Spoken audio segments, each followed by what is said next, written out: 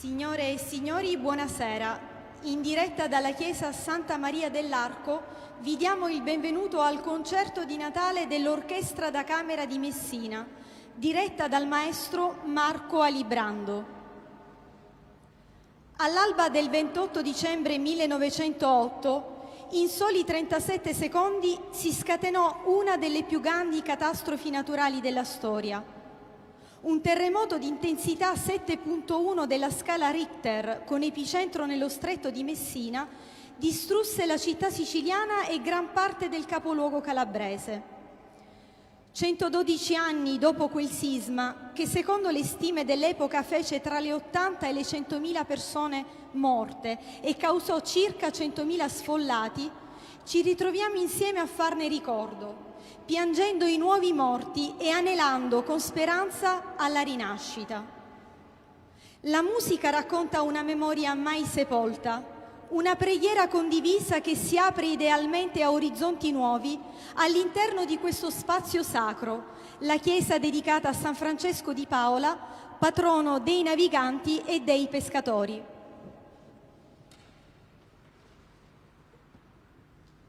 L'Associazione Orchestra da Camera di Messina, costituita nel 1974 grazie al lodevole impegno di un gruppo di giovani musicisti messinesi, si è arricchita in questi anni di numerose e significative esperienze musicali e oggi costituisce una delle espressioni più interessanti della cultura musicale messinese, mantenendo la vocazione a offrirsi come strumento di conoscenza e diffusione della musica colta in tutti quei luoghi che per ragioni di marginalità territoriale restano esclusi dalla fruizione di musica classica e presso tutte quelle fasce sociali solitamente lontane o poco motivate alla scelta di tale ascolto.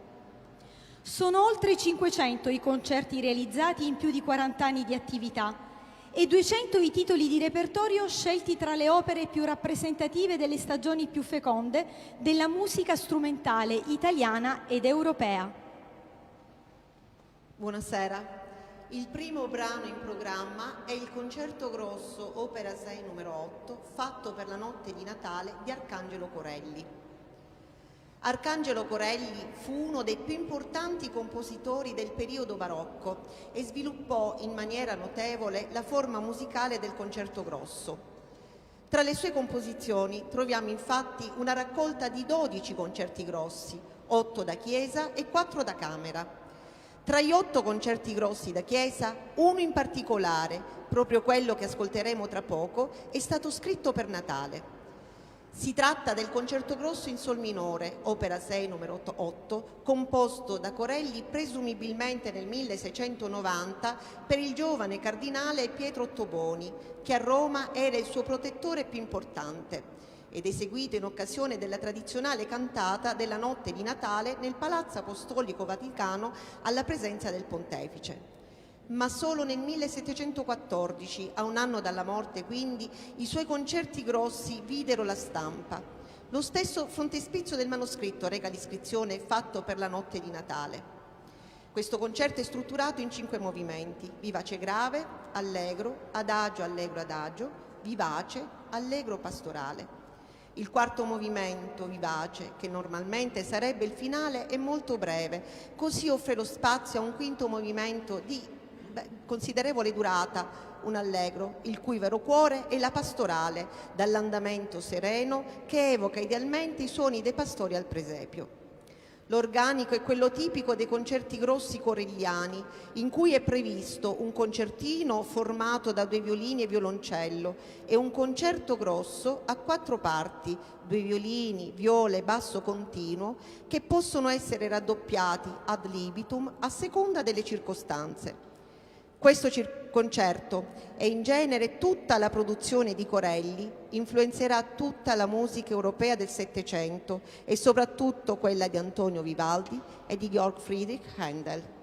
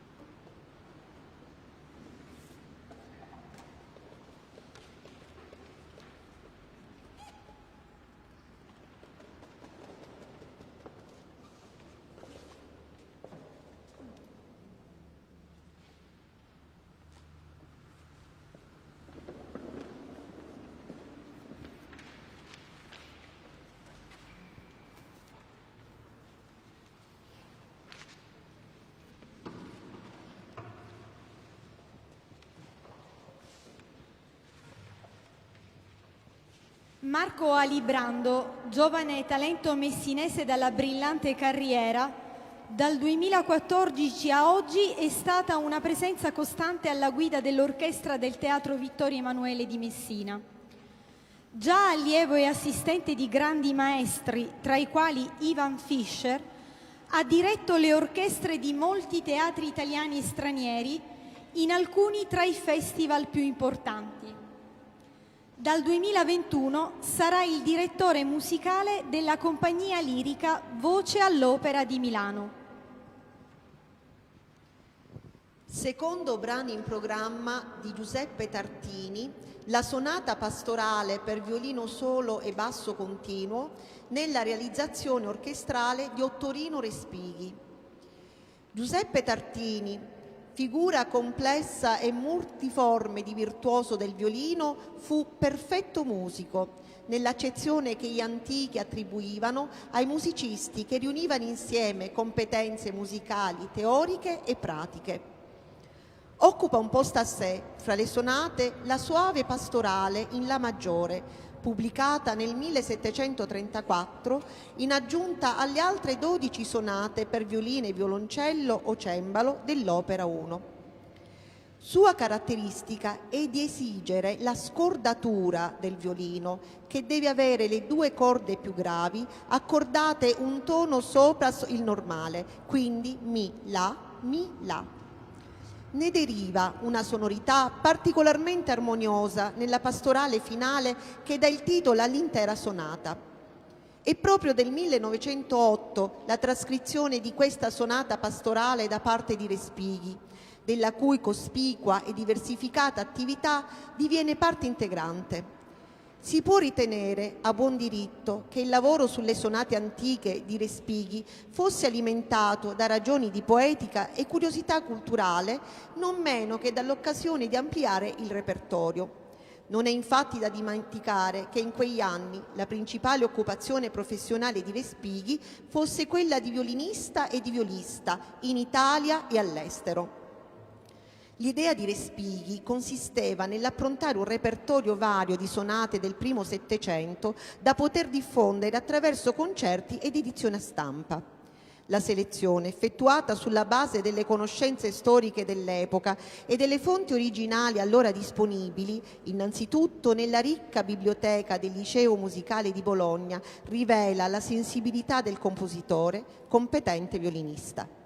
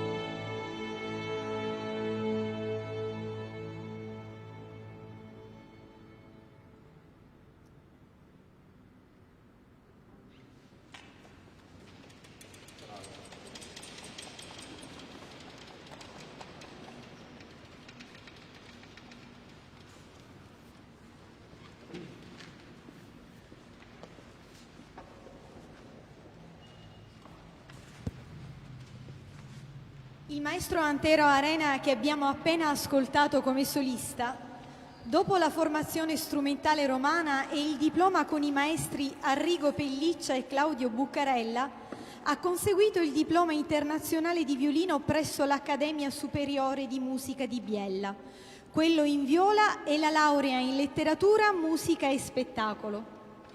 Si è perfezionato con musicisti di fama internazionale, in particolare Carlo Chiarappa al Mozarteum di Salisburgo e al Conservatorio di Lugano, e ha eseguito centinaia di concerti in Italia e all'estero e inciso diversi CD. È stato insignito di importanti premi internazionali, fra i quali il Premio Professionismo 1996 alla carriera, il Premio Internazionale Città di Messina 2001 per la sua attività e quello internazionale Elio Vittorini 2005 per la musica. È titolare della cattedra di violino presso il Conservatorio di Musica Arcangelo Corelli di Messina. Il terzo brano in programma di Jean-Marie Leclerc, suite d'orchestra dall'opera Scilla et Glaucus. Jean-Marie Leclerc, puro prodotto del XVIII secolo, era al crocevia di stili, coltivando un'arte virtuosa che mescola melodie francesi e virtuosismo italiano di Corelli e Vivaldi. Leclerc, conosciuto come un virtuoso violinista e considerato il padre della scuola francese, all'età di 49 anni iniziò la sua prima e unica tragedia lirica, Scilla et Glaucus, creata all'Académie Royale de Musique nel 1746 e rappresentata 17 volte con grande successo. Un'opera fulminea, fortemente influenzata da Rameau. Nella più grande tradizione francese, quest'opera combina sontuosi numeri di effusioni sentimentali con spaventose scene di rabbia e terrore, in cui l'orchestra gioca un ruolo folgorante. Un vero capolavoro, Scilla et Glaucus ha lasciato un segno forte nell'opera francese, ma fu riscoperta solo negli anni '80 da Gardiner a Lione. La storia narra la leggenda, a noi messinesi nota e cara, ambientata nello Stretto. Per conquistare l'amore della bella e casta Scilla, Glauco chiama in soccorso la maga Circe, ma questa si innamora del giovane, trascinando il trio in una spirale implacabile e drammatica che finisce con la tragedia per tutti e la metamorfosi di Scilla in una roccia mortale. Bellissima partitura, con cori e balli irresistibili, dove il virtuosismo serve una trama avvincente e spettacolare. Tutti e 9 i brani dei balletti che introducono gli atti sono stati raccordati poi dallo stesso Leclerc nella splendida e virtuosistica suite che ascolteremo.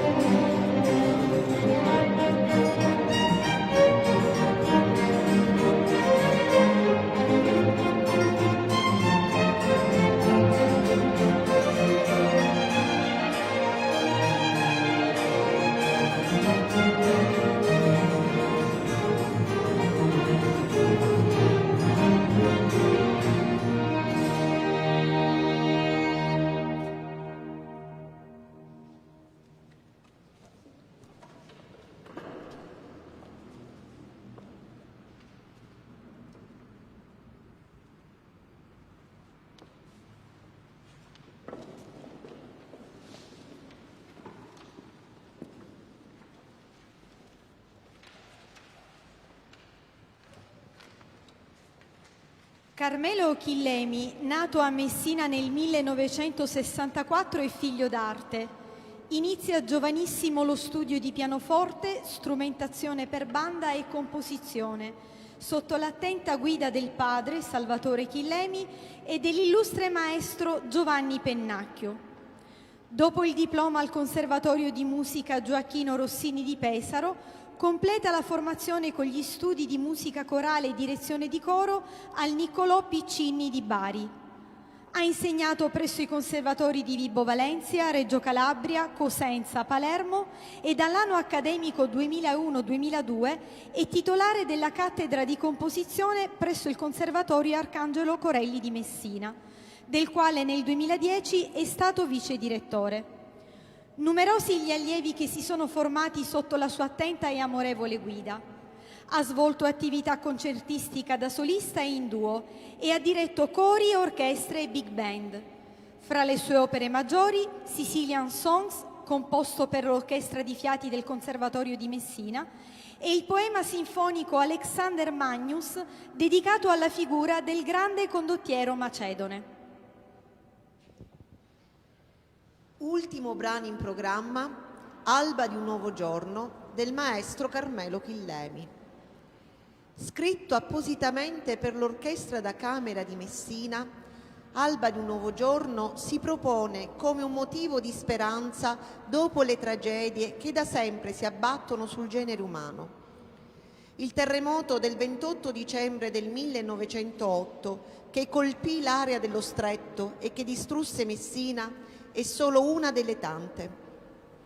Oggi noi stiamo vivendo una tragedia globale che da quasi un anno ha stravolto e cambiato le nostre vite, le nostre abitudini e i nostri affetti. Tuttavia, l'uomo, dopo ogni caduta, ha sempre saputo reagire e riprendere in mano la propria vita. L'arte, in tutte le sue forme, ha il dovere di dare un contributo. Così, il brano del maestro Chillemi è un invito ad una intima rinascita sugli accadimenti dell'umana esistenza, la speranza in un'alba nuova di un nuovo giorno, in quella luce che possa spazzare via le tenebre e ridare colore e vita ad ogni cosa. Per esaltare ciò, l'autore ha scelto di utilizzare slanci melodici e armonie cangianti in una forma libera, semplice ed equilibrata, di derivazione romantica vista in chiave moderna.